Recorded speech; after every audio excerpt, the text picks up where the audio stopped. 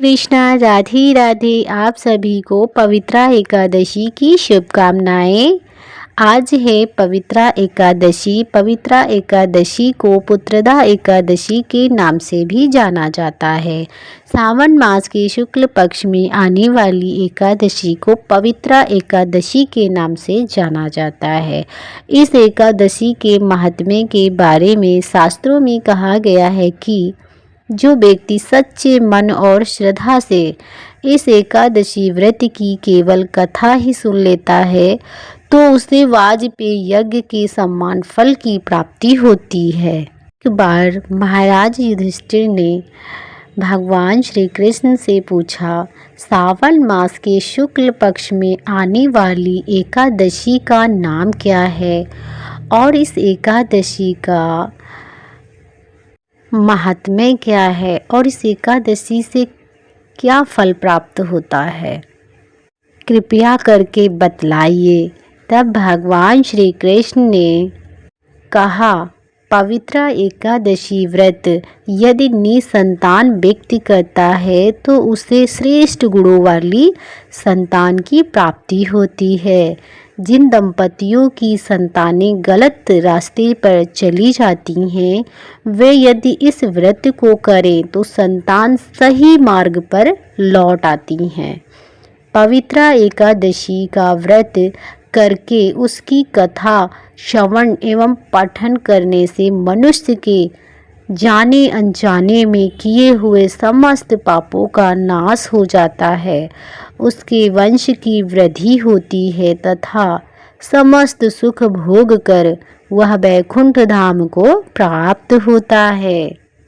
भगवान श्री कृष्ण कहने लगे, हे युधिष्ठिर, ध्यान से सुनो, कथा को पूरा सुनते हैं और ध्यान से सुनते हैं। जो व्यक्ति कथा को पूरा सुनता है और ध्यान से सुनता है उसे वाजपेयी यज्ञ के समान फल की प्राप्ति होती है।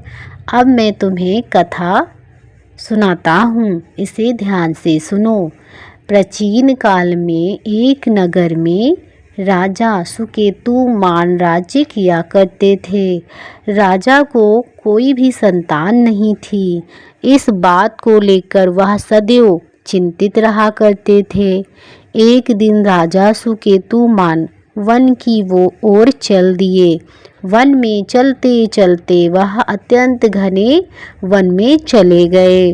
वन में चलते चलते राजा को बहुत प्यास लगने लगी।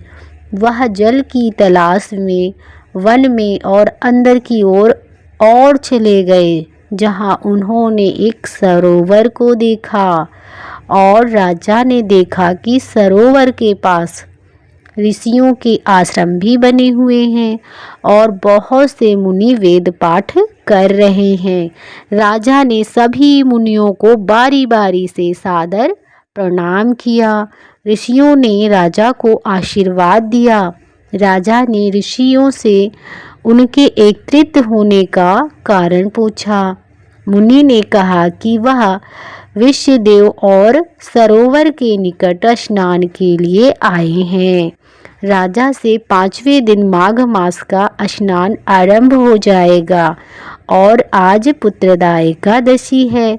जो इस दिन व्रत करता है उन्हें पुत्र की प्राप्ति कराता है।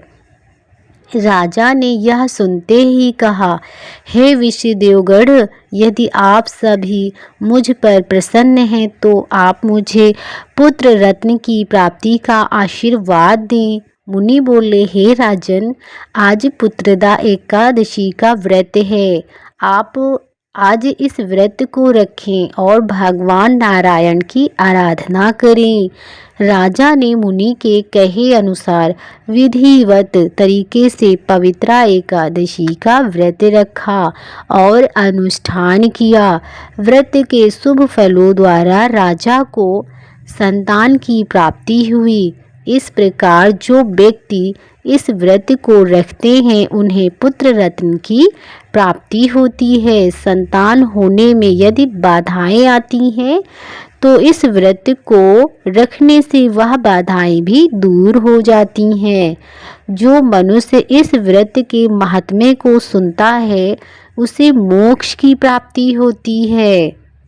इस व्रत के नाम के अनुसार ही इसका फल भी है। जिन व्यक्तियों ने संतान होने में बाधाएं आती हैं अथवा जो व्यक्ति पुत्र प्राप्ति की कामना करते हैं उनके लिए पवित्रा एकादशी का व्रत बहुत ही शुभदायक होता है। इसीलिए संतान प्राप्ति के लिए इस व्रत को व्यक्ति विशेष रूप से अवश्य करना चाहिए, जिससे उसे मनवांछित फलों की प्राप्ति हो सके। जय श्री हरि।